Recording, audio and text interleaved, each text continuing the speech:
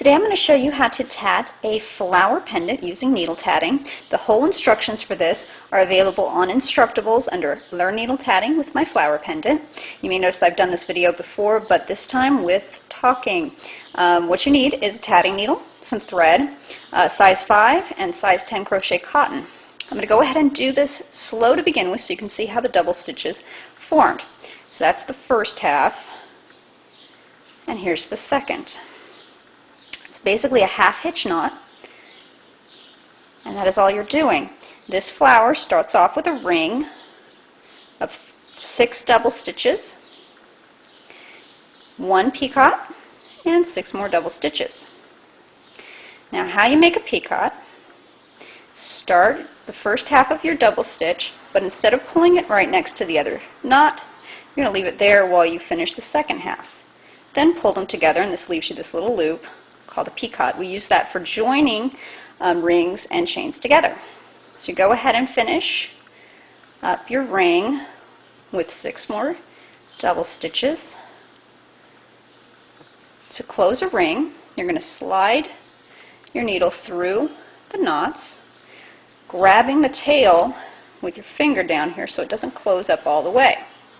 You're going to pull your needle through that loop you just made and continue to tighten that until you have a nice ring. You're going to flip that ring over and tie a knot to close it. Next we're going to do a chain. You put the needle on the knot you made and start making your double stitches again. This chain is going to be 6 DS's, double stitches, picot, 6 double stitches, just like the ring.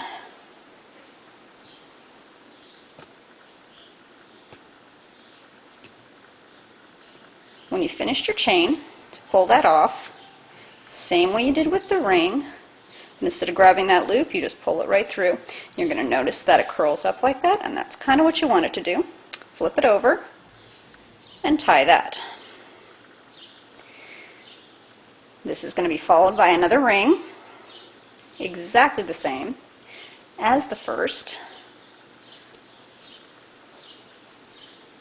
Now we're going to join these together. You can use a crochet hook for this by putting that through the loop and pulling up the thread, or you can just use the tip of your needle like I do, and you're just pulling up your working thread to attach it to the first ring, and then you finish your ring.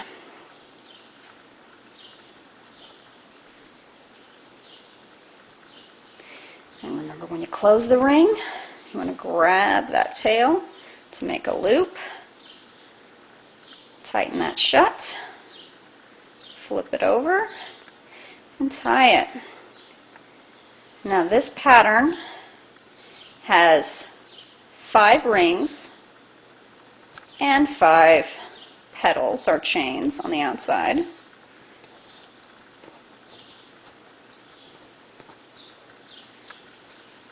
Though you can do this with more or fewer if you prefer.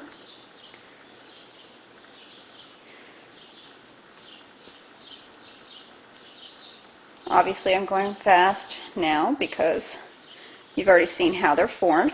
When you go to add the next ring, you're just going in that first picot again and grabbing up the thread to finish it the same way you did before.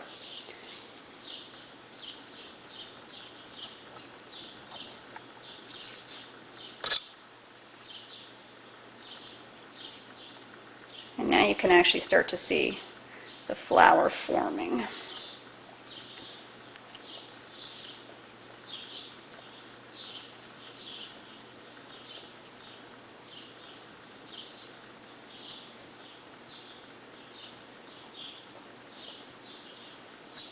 The nice thing about needle tatting is if you make a mistake on your stitches, you can literally just slide them right back off the needle and start over.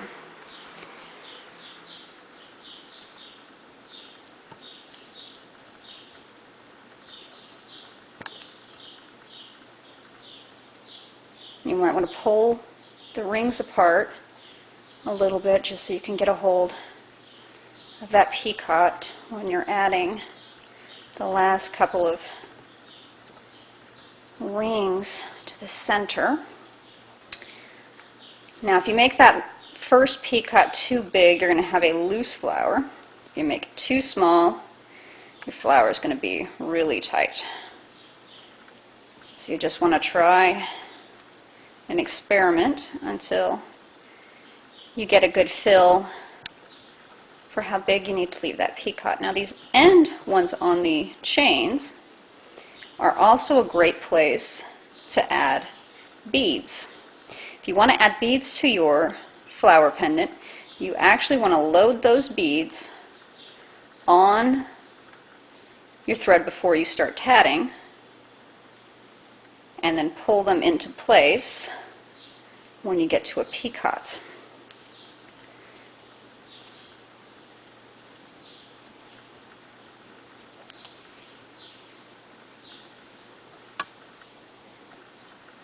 You also might notice, as you get closer to ending your pendant, that it is terribly warped looking.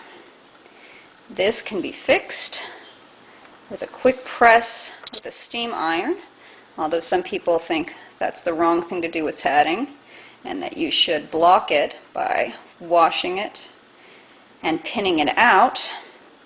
I, however, don't do that. So here we are at our very last chain.